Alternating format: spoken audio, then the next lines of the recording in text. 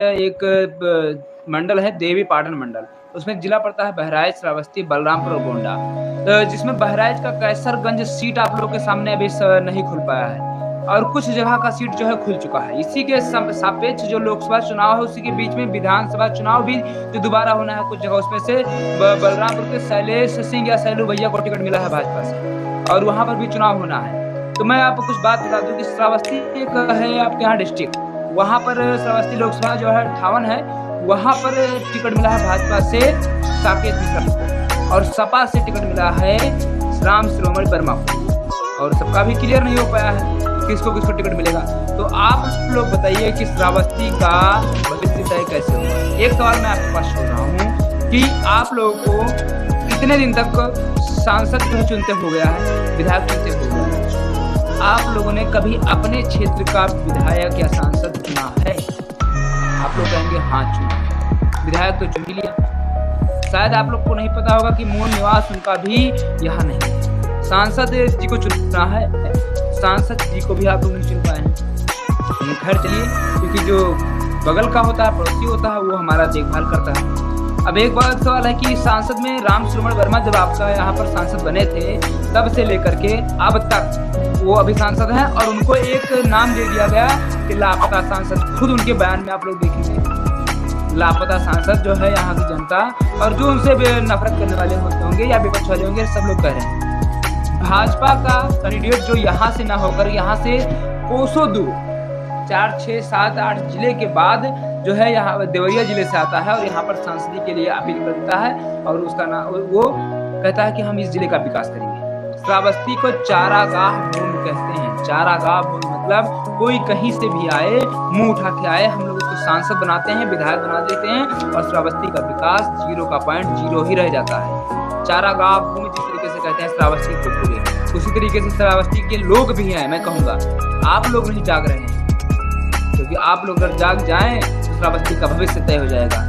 आपके बच्चे हमेशा अच्छे स्कूल में नहीं पहुंच पाते हैं। क्यों? क्योंकि आप अपने जिले से छोड़कर उनको बाहर नहीं भेज पाते हैं, क्योंकि पैसे कमी होती है, ना रोजगार है ना शिक्षा है। बाहर नहीं भेज पाते इसलिए शिक्षा भी कहाँ है। और यहाँ पर कोई भी ऐसा कॉलेज नहीं है जो लोग यहाँ पर रहकर अपने यहाँ पर रहकर पढ़ाई कर सकें। आप लोग देखते होंगे कि आप अपने बच्चों को भेजना होता है, भैया लखनऊ भेज दें, अब भैया सोच रहे हैं कि कानपुर भेज दें, कोई कह रहा है राजस्थान भेज दें, कोई कह रहा है चलो इलाहाबाद भेज देते हैं, कोई कह रहा है दिल्ली भेज दें, लेकिन श्रावस्ती में नहीं है। बहराइच में छोड़ दीजिए, कुछ तो है थोड़ा बहुत, लेकिन श्रावस्ती में कुछ नहीं है शिक्षा के नाम पे। तो आप लोग किसे चुनेंगे, यहाँ के वासियों को या बाहर के वासियों को, भाजपा को, सपा को या किसी और को?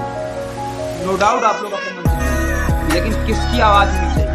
आपके यहाँ पर आप इसके पहले जो चुनाव में सांसद थे दद्दन मिश्रा जी, वो भी चुनाव लड़े थे और पिछली बार हार गए थे, उसके पहले जीते थे। तो सांसदी का चुनाव है और जो बाहर से आया है उसको आप वोट देंगे कि दद्दन मिश्रा की चाहत में आप लोग इस बार नोटा दबाएंगे? कि हर बार श्रावस्ती में क्यों बाहर से लोग को भेज दिया जाता है, तो नोटा दबाएंगे या नहीं दबाएंगे, ये आप लोग आंसर में जरूर बताइएगा कि इस बार श्रावस्ती में कितना नोटा दबेगा। और वीडियो को शेयर भी कीजिए कि नोटा दबेगा कि नहीं दबेगा, क्योंकि बाहर के ही लोग आते हैं श्रावस्ती में चारागाह भूमि को चढ़ के ऐसे भांड से निकल जाते हैं और देखने की बात ये होती है कि होता कुछ नहीं है और श्रावस्ती का ज्यों का त्यों कितना रहता है। यहाँ पर एक भी मेडिकल कॉलेज अभी तक नहीं है, एक भी विश्वविद्यालय के स्कूल, सरकारी स्कूल नहीं है यहाँ पर, प्राइवेट तो छोड़ ही दीजिए। तो बताइए क्या सोच कर आप लोगों ने चुनना शुरू किया है अपने यहाँ के लोकसभा विधानसभा के नेताओं को? नहीं चाहते हो कि आपका विकास हो, नहीं चाहते हो कि आपके यहाँ का कोई सांसद विधायक बने और यहाँ का दुख दर्द समझे। खाली आप लोग को पार्टी दिखाई देती है, खाली पार्टी। अरे आपके बीच से कोई बच्चा खड़ा हो जाए, उसको आप वोट देकर चुनाव देकर जिता दीजिए और दूर से आकर, चाहे वो किसी भी पार्टी से हो, उसको मत जिताइए और अपने यहाँ पर विकास करने के लिए उसके दरवाजे पे आप जा सके ऐसे बच्चे को चुनिए। किससे पिटे वही पुराने लोग को आप चुनते रहते हैं, जिनकी बाप दादा के बाद भारत में गरीबी पहले थी, आप लोग जानते हैं। उसके बाद वो लोग जब बन गए सांसद विधायक, तब से वो बनते ही चले आ रहे हैं। उससे मतलब ही नहीं है कि इसका विकास होगा कि नहीं होगा। श्रावस्ती में एक भी बस अड्डा नहीं है, एक भी स्कूल नहीं है। कौन है जिम्मेदार? आप, केवल आप, केवल आप। कोई सांसद, कोई मंत्री इसका जिम्मेदार नहीं है, क्योंकि कि आप लोग वोट देते हैं और वोट देने के बाद 5 साल ऐसे बैठ जाते हैं, कूप मंडूप कहते हैं, कुएं के मेढक बैठ जाते हैं, ना किसी मतलब ना कुछ, टर टोए अपने कुएं में ही करते हो, ना किसी के खिलाफ कुछ बोल सकते हो, ना किसी के खिलाफ कुछ कर सकते हो। यहाँ तक कि जब वोट देने का अधिकार आता है तो कभी पैसे भी बिक जाते हो, कभी नेताओं के पार्टी के ऊपर बिक जाते हो, कभी ऐसे लोग के ऊपर बिक जाते हो कि ये हमारे रिश्तेदार हैं, ये हमारे जात से हैं। जात खाली 2 ही है, अमीर और गरीब। जितने लोग सोचते हो कि जात बहुत है, अरे क्या तंग किया है आप लोगों ने बड़ी जातियों ने, बड़ी जात छुप जाती है करते रहते, किसने किसको तंग किया और कब कौन अभी तंग कर रहा है। आप चुनिए तो ऐसे लोग को जो आपके यहाँ का विकास करे, सब लोग साथ में खड़े होकर काम करें। कौन से स्कूल में छोटी जात को अब नहीं पढ़ाया जाता है, बड़ी जात में पढ़ाया जाता है। क्या है मुद्दा, बहुत मुद्दा है। श्रावस्ती, बहराइच, बलरामपुर, गोंडा सबसे गंदा शहर था गोंडा पूरे भारत का, और पूरे भारत में सबसे गंदा शहर गोंडा ही क्यों था, ये कभी आप लोगों ने सोचा? जहाँ से अटल बिहारी वाजपेयी जी ने बलरामपुर से या श्रावस्ती से चुनाव लड़े थे, बलरामपुर से, और उसके बाद यहाँ से चले गए जी करके, उसको क्यों नहीं ध्यान दिया? जब सैफई जो है एक राज्य, एक अपने राज्य का जो है एक जिला इटावा सैफई अच्छा बन सकता है, तो क्या बलरामपुर नहीं बन सकता था? क्यों? क्योंकि यहाँ पर बाहरी लोग आते हैं, चुनाव जीतते हैं, जीतने के बाद जाते हैं, मारते हैं आपके ऊपर एक तमाचा। तो ध्यान से दीजिएगा वोट, और किसको देना है तय कर लीजिए। और अभी भी न तय कर पाया हूँ तो आपके यहाँ पर अभी श्रावस्ती में मई में चुनाव है, मई में तक आप लोग एकजुट से एक संगठन बनाइए और उस संगठन से एक ऐसे बच्चे को खड़ा करिए, चाहे वो गरीब हो चाहे जैसा भी हो, लेकिन दुख दर्द समझने वाला हो। खड़ा करिए ना, आप लोग मिलकर खड़ा करिए कि हम लोग चुनाव करवा लीजिए, अपने में चुनाव करवा लीजिए, हम लोग इसको खड़ा करेंगे और दिला दीजिए इसको 5 लाख, 6 लाख, 10 लाख वोट, कितने वोट हैं। धरी के धरी रह जाएंगी सारी पार्टियां जो दिल्ली से लेकर के यहाँ तक काम करती हैं कि मुझको वोट दीजिए।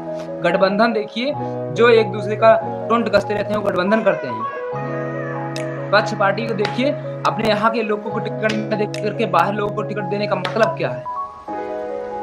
जो सांसद यहाँ पर 5 साल चला था, उस सांसद को अब दूसरी जगह भेज करके उसको प्रचार कराया जा रहा है, और उसकी मजबूरी भी है कि आप लोग वहाँ पे जाइए। तो क्या ये सही है? अरे यहाँ की जनता चाहती थी दत्तन मिश्रा को, ये ऐसा आप लोग देखे होंगे, बहुत लोगों ने आवाज भी उठाया, लेकिन होना हमाना कुछ नहीं है। यहाँ की जनता नहीं चाहती थी रामश्रवण वर्मा को, फिर भी सपा के लोगों ने उसको टिकट दिया। क्यों दिया? वो बसपा में था, बसपा में से निकाला गया, अब निकाला ही गया क्योंकि उसको कहा, उसने खुद अपने बयान में कहा है, रामश्रवण वर्मा जी ने कहा है कि मुझको निकाला गया है, उसको अचानक से निकाल दिया गया। मैंने कभी भी इस बसपा का साथ नहीं छोड़ा था, क्यों निकाल दिया गया उनको? ये आप लोग ध्यान दीजिए और वोट अपना सही से कीजिए, एक गरीब व्यक्ति को जिताइए, लेकिन ऐसे लोग को मत जिताइए जो यहाँ पर रोटी दाल और सब निकाल कर घी निकाल कर चले जाएं। कहा जाता था ना कि अंग्रेज आए थे, देश को लूट ले गए थे, सोने की चिड़िया को मिट्टी की चिड़िया बना के गए थे। तो आपके श्रावस्ती जिले को विदेशी नेता आते हैं, बाहरी नेता आते हैं, लूट के चले जाते हैं, और आपके यहाँ पर मिलता है तो क्या? कटोरा और थाली, मांगिए भीख चल के। जय हिंद, धन्यवाद। एक क्वेश्चन है, उसको मैं आपसे ले रख रहा हूँ, श्रावस्ती में कौन जीतेगा इस बार, मैं रख रहा हूँ।